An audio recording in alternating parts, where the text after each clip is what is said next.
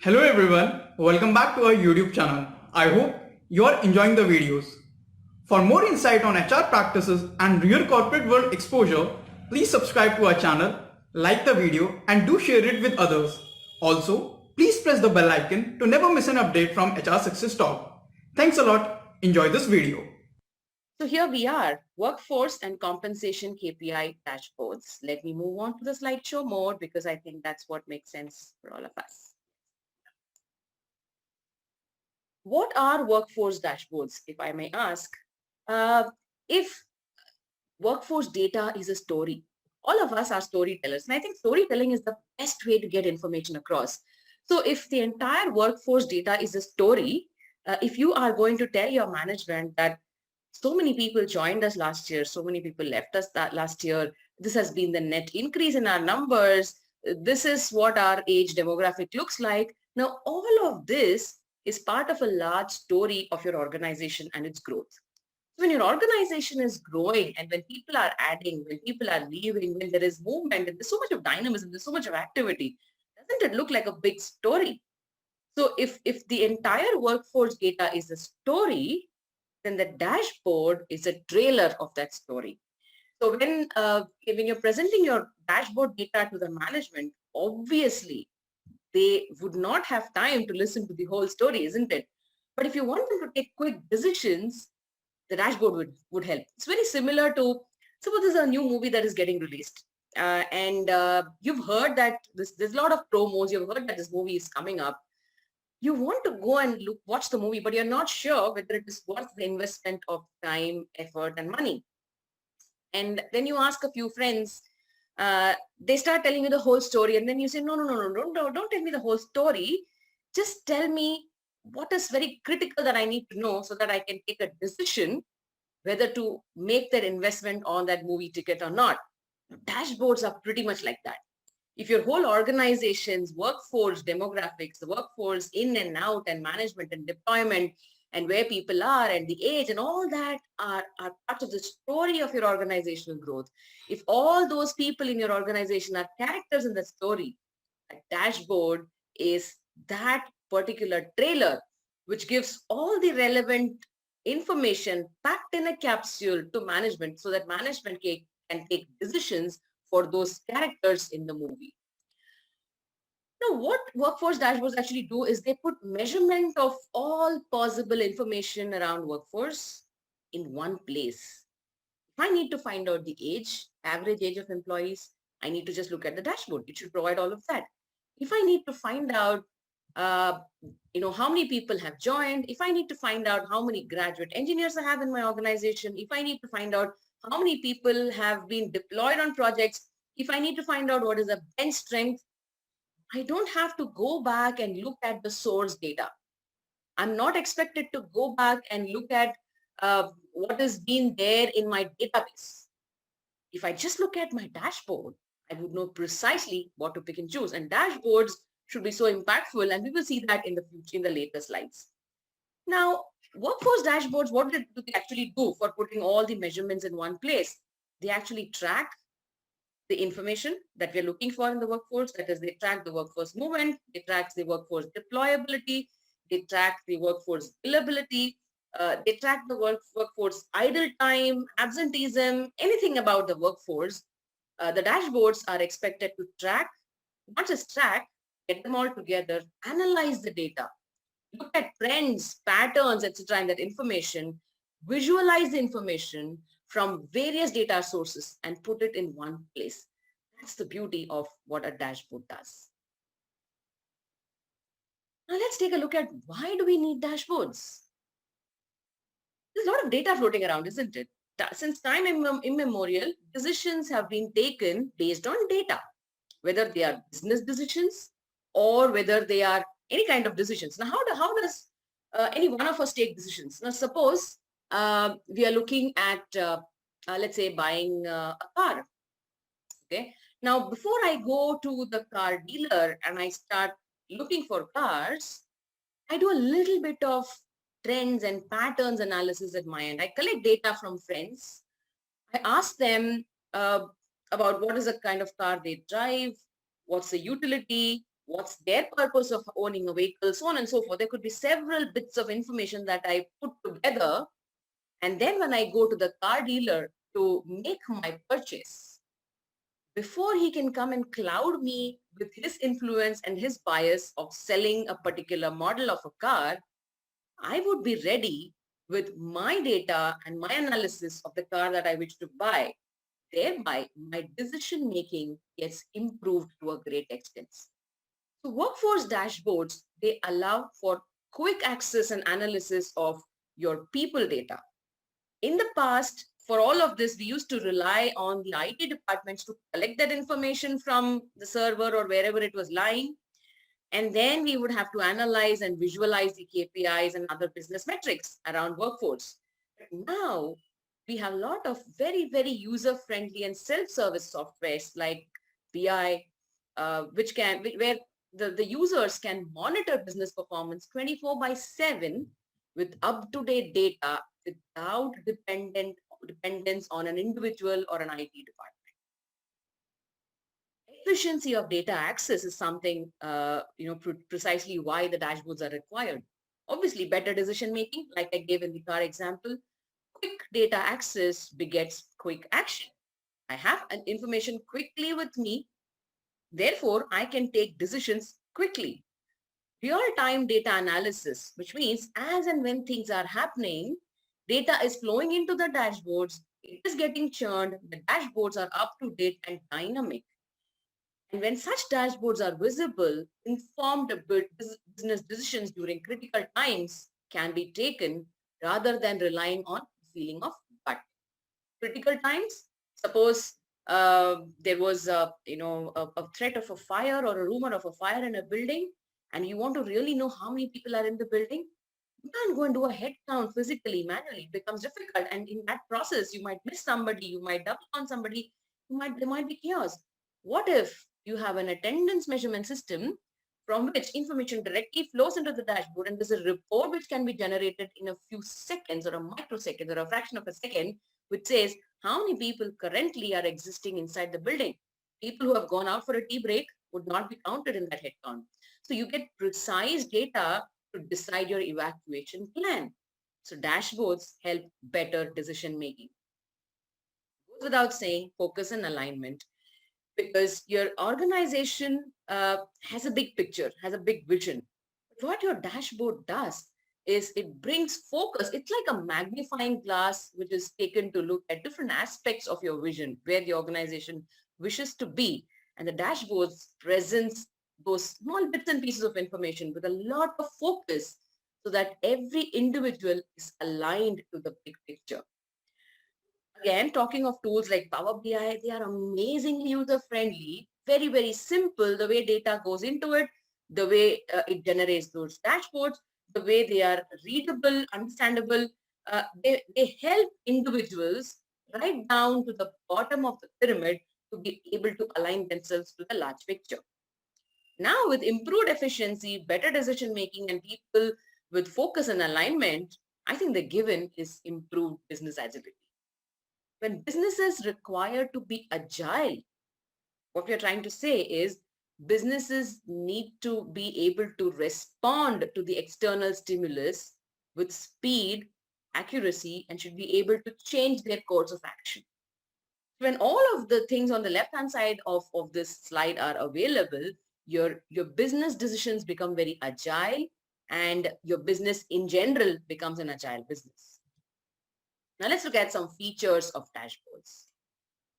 Dashboards are highly interactive. So when dashboards are interactive, the beauty of the dashboard is that with each insight you uncover, a new question is formed, right? So when you look at the dashboards, if the dashboards are alive and speaking, you don't need anyone to explain anything to you. You read a dashboard, you understand what's in it, it spurs out another thought from your mind. You have a new question in your mind, you look and seek for that information in the dashboard. And invariably, you find it somewhere hidden. If dashboards are very beautifully designed, they are so interactive, while they are speaking to you, You also feel that you're hearing your questions and throwing out those answers to you. And when those numbers on the screen, on the dashboards, just jump up and give you the information that you're looking for, that's amazing. So dashboards, they speak without a voice. They speak through their numbers. They are interactive. And the best way to get maximum out of dashboards is to dig deeper into the data. Go deeper and deeper and deeper, and you will find a lot of treasure hidden beneath those dashboards. Dashboards are also customizable, and that's what adds to their robustness. You can't afford to have a dashboard which is very rigid, and you say that this is a template, and you can't go beyond this. You can't look at anything beyond this. Suppose you have an organization database. You have a database of all employees. You have your workforce database with you. Now, your workforce dashboard should be able to give you various slices and dices of the data. Slices and dices, which means you should be able to get small cross sections of information by the click of a button. It should be that customizable. So when you're presenting something to someone who's asking for a very specific information, your dashboard should be able to filter out everything that is unnecessary for that particular question or for that particular answer that the person is seeking. Because a lot of unnecessary data can cloud the messaging that you're doing. So dashboards need to be customizable. All dashboards are meant to be shareable. And that's the whole purpose they're existing. Dashboards are made for management to take decisions. Dashboards are made for people to focus and align themselves to the larger goals. Dashboards are made to understand the health of the organization, and therefore they have to be shareable. Dashboards that are most read are the ones that are visually rich. Imagine dashboards which are very plain, blank. You need to search for information. Those are dashboards which you and I will not love to watch, right? If the dashboards are beautiful, if they jump out at you, if there is a lot of life in them, if they are speaking, if they are colorful, if they have got a lot of visual impact, you feel like taking a look at it. Just remember all your favorite mobile phone apps. Look at all those summaries or dashboards that your favorite apps give, and you get a user experience. So dashboards need to be visually rich to create that user experience. Therefore, dashboards are interactive, customizable, shareable, and of course, visually rich. Now let's drill down very specifically to workforce dashboards. Workforce dashboards, what exactly do they do? What I've shown here on the slide are a few examples. And as you keep on mine into your data, you will come up with more and more questions for which you can find answers from that very data. A lot of data we collect. In the HR function, we keep generating data. In fact, we generate data every minute. Every time somebody walks past us, it is data for us. Somebody is walking past and leaving the office early, that's data for us. Somebody is entering the office, it's a new face, that's data for us. Someone is walking up to you and saying, I have an emergency in the department, can you come and help us? That is data for us. There is a birthday celebration going on in the office and you want to go and take a look at how people are bonding, that is data for us. Now, when there is data everywhere, how do we collect all of that and how do you put it into a meaningful dashboard so that you're able to analyze those trends and patterns and help businesses to take decisions? Some of the questions that a workforce dashboard asks and also answers are these. Questions around employee tenure. What is the average employee tenure? Typically in your organization, how many years does an employee spend? Is that healthy? Is that comparable with the benchmark? So on and so forth. How much is your infancy turnover? How many people are exiting very, very quickly within 6 months of joining, within 1 year of joining? And among your exits, how many of them are voluntary and how many are involuntary? Now one might wonder, what do I do with all this information? You never know. If you're doing a culture assessment of your organization, infancy turnover is a very, very critical indicator. And so is the voluntary turnover and the involuntary turnover as well, right? So when people are asked to go, if your involuntary turnover is very high, it means that your organization has a culture of letting people go. And if that is typically end of temporary contracts, nothing to worry. But if that is something which is where your organization believes in hire and fire indiscriminately, it's going to make it deplete your value as an employer of choice. So employee tenure and how the tenure looks like, that visualization is something that a workforce dashboard does for you. Of course, the employee demographics by department, what's the employee count, what's the average age, which is a young department, which is an old department, who are full-time employees, who are part-time employees, how many of them have joined, so on and so forth. These are pretty straightforward questions which are answered in a dashboard without too much of mining of data. Very, very straightforward ones. Performance rating.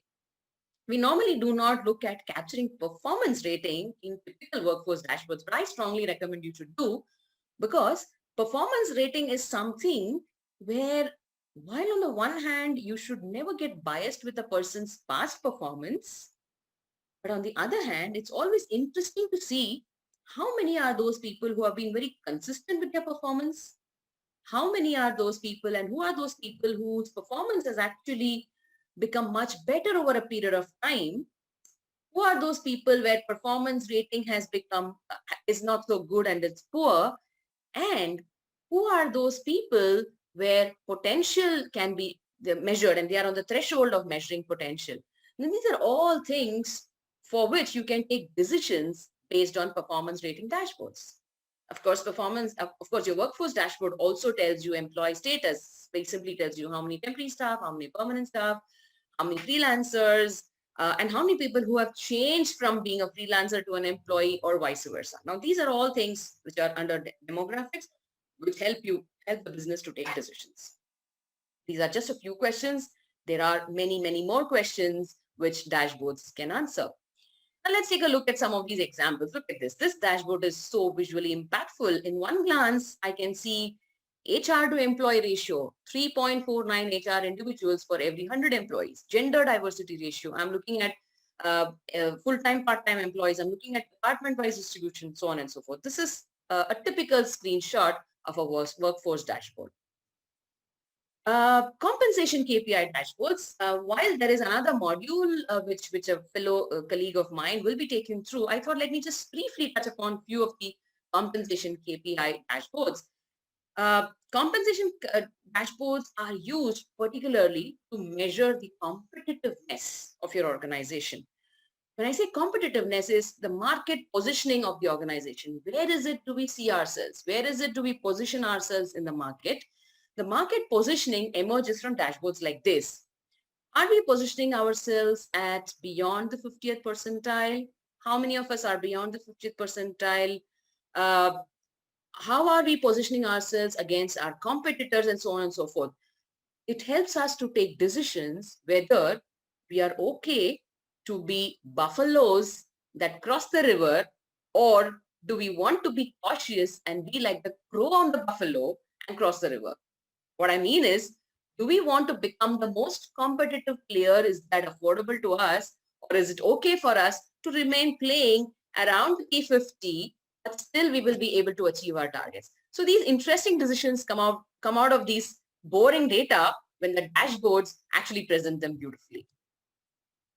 Compensation KPI dashboards also help the comp and ben team to achieve their KPI of adjusting any anomalies in the system, department-wise, the salary spread, the median range, the median progression, so on and so forth.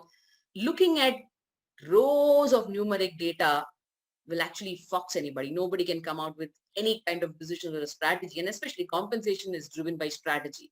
So compensation dashboards that look like this, which give you these stock diagrams of min-max, median, and the percentile points, are very, very helpful in taking strategic decisions on salary revisions, budgets, etc. With that, my friends, we come to an end of this particular module on workforce dashboards, and we briefly touched upon compensation KPI dashboards.